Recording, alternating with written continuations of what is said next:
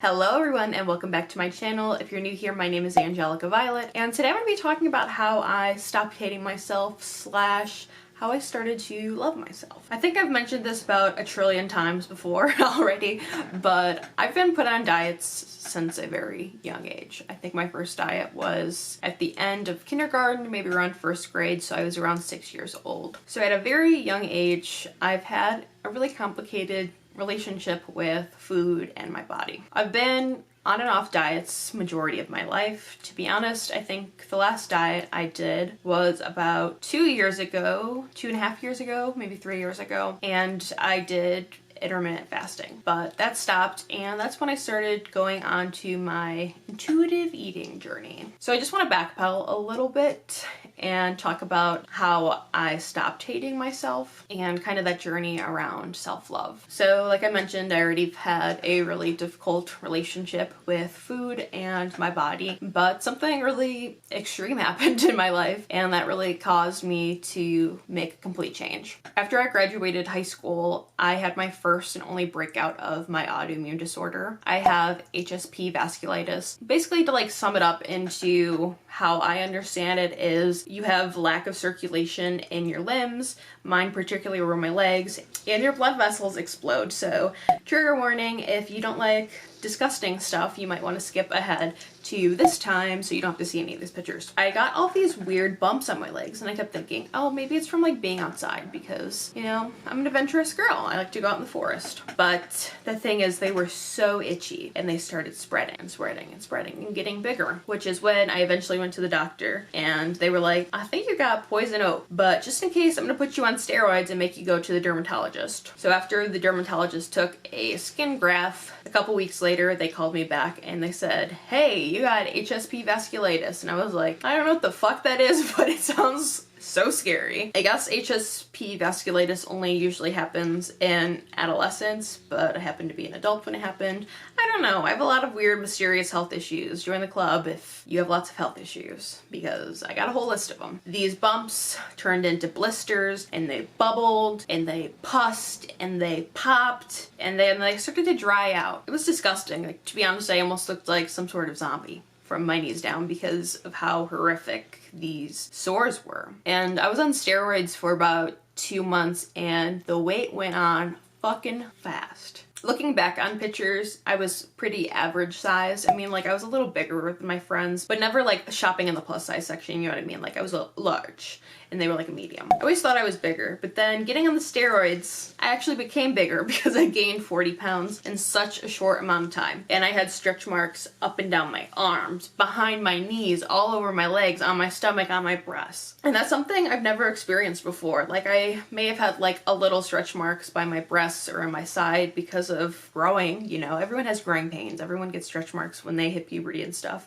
But these were just so severe, and I've never had anything like this in my life. To be honest, I felt like a fucking freak. Like, in between like having all these stretch marks, I was also growing out a shaved head, so I just felt like totally out of my body. Like, I didn't even know who I was when I looked into the mirror, because I had this like short little pixie cut, and then I had these stretch marks and all this cellulite, and then all these scars on my legs, and I was like, who is this? Like, I just felt like, I don't know, I hated myself. I hated this body that I was trapped into. And I started to document this on Instagram because, well, I love my friends, and I know they love me, and I know that they will listen to me and be empathetic. I know that they don't truly relate or resonate with a lot of the things I say because they're thin, they're athletes, they're like 6 feet tall, like, they're beautiful, like, they're goddesses and gods. Quite frankly, I'm like the opposite of them. Like, like, I'm probably like 50 or 60 pounds heavier than them and 7 inches shorter than them. And while that doesn't mean anything to them, it means something to me because I know that they can't relate to a lot of my issues, even though I know they care and I know they try to be empathetic and be there for me. So this is when I took to Instagram, and like, the Instagram was just like everyone else's, you know, like, I just graduated high school, so it's like prom pictures and graduation pictures and pictures of new fucking sneakers that I bought from Kohl's and stuff like that. But something just clicked, and I started using Instagram as a journal to kind of document and express my feelings, just because I felt like shit and I didn't know what else to do. So I remember the first picture I posted of everything going on was a picture of my legs, and they were still pretty like scarred up. A lot of the wounds were still healing, and you could see stretch marks on my legs, and I was just like, yep, this is my body, this is what I look like. And I just kept continuously posting stuff like that, and my Instagram was for me. It wasn't for anyone else. And while people followed me, and a lot of peers from school and other people in the community commented telling me how strong I was and how amazing it is that I'm vulnerable and that they relate to me, like, while those things feel amazing, Instagram was a very therapeutic outlet for me. It still is and continues to be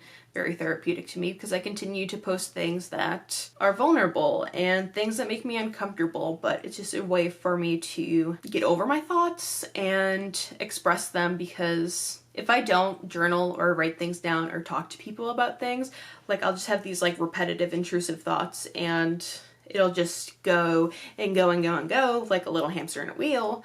So I just need to get it out some way or another, and Instagram was that for me. So I continued to post stuff like that, and I started gaining a following. I mean, I don't consider myself having a bigger following, but I mean, it's definitely like not what the average person has or anything close to what the average person posts, just because I'm half naked on Instagram like 95% of the time. Yeah, people started following me, and this has become something that I've known for. And I wanted to continue to educate myself about, you know, the body positive movement and the body neutrality movement and radical self-love. So this is where I started doing a deep dive, and I read books, I listened to podcasts, I watched documentaries, and I consumed as much content as I could too, so I could completely understand why I started to feel this way. And that is when I started to love myself. My dad's an alcoholic and I work in a rehab, so I tend to have a lot of AA diction in my vocabulary. Looking back at it, I think I was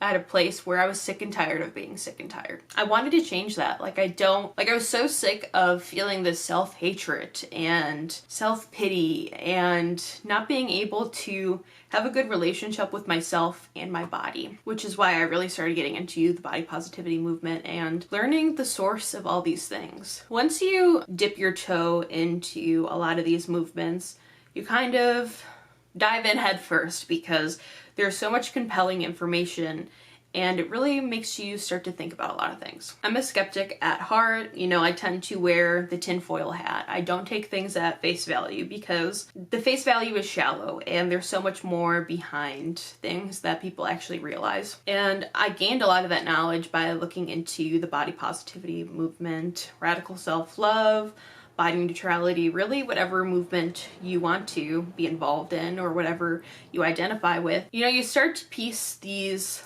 pieces together and you start to realize that society wants you to hate yourself, because if you loved yourself, then the dieting industry or the weight loss industry wouldn't have made $72 billion last year. And there's so many other industries and constructs that are placed in our society that really hold us back in so many things. And then when you look at fat phobia, it's rooted in racism and ableism and xenophobia and all these really awful things that no one actually thinks about until you really deep dive into things and realize that, you know, the world that surrounds us and the society that we play a part of really isn't as amazing as we think it is. And if you want to educate yourself on any of these things, I'll leave some book recommendations in the description, but then also I made a video talking about a lot of these things and books and podcasts you can listen to or read. So that'll be linked down below if you want to kind of expand your knowledge on the subject. But a lot of these industries go hand in hand. Like, I can make a Venn diagram of the beauty standards and the weight loss industry because there's so much in common, but there's just like little things that make them different. But a lot of these things continuously feed into each other because we live in a capitalist society, and these corporations want us to give them their money instead of us having our wealth and our wellness and contributing to self-love. And while like just loving yourself and being content in your body is so important, and I wish that for literally everyone, sometimes you just need to think about things at a macro level. Like, why does every woman I know want to go on a diet and lose weight? Because society says that fat women are attractive, or fat women are lazy, or there's discrimination against fat people, like you're less likely to get a job if you're fat, or you don't get proper medical attention if you're fat. Like, there's just so many different reasons that we're taught to hate ourselves, and while we're unconsciously feeding into a lot of these things, we still are contributing to these huge industries, and we're giving all these bad people money. What I'm saying is self-love or just self-neutrality is a huge FU to the man, because you're not playing into all of these different societal concepts. And it's a huge FU if you are a person of color, if you're disabled, if you're queer, if you're any sort of LGBTQIA plus community member, because all these different communities have been told to hate themselves and that they aren't the ideal. So loving ourselves and expressing ourselves and being visible and advocating for ourselves is something that's necessary if we want to take down these huge corporations and stop them from making $72 billion a year. So stop buying skinny teas, stop buying appetite suppressant lollipops, or maybe even consider canceling your membership to Weight Watchers. So I recommend everyone stop partaking in diet culture and stop trying to fit beauty standards, because you're never going to be satisfied, because there's always going to be something new that you'll be chasing. I recommend you chasing things that actually make you feel fulfilled, like making YouTube videos, or working at a shelter, or being a doctor, or having houseplants, or I don't know, whatever you want to do to actually feel fulfilled is something that's most important. But now I'm just going on a tangent. Realizing that all these systems are put into place for me to hate myself has made me understand why it is so important for me to love myself, or even just be in a neutral place with my body, because I don't want to continue to contribute to all these things that are going on in the world. Like, I want to help create a world where none of these things exist. And that starts with me, and that can continue through me educating you through all these things, and, you know, maybe talking to family members and friends. At a macro level, you can even start protests or make laws around these diarrhea teas. I don't know. Like, there's just so much we could do to dismantle all of these systems and these corporations. So that's the end of the video. If you like this video, make sure to like and subscribe. Peace out.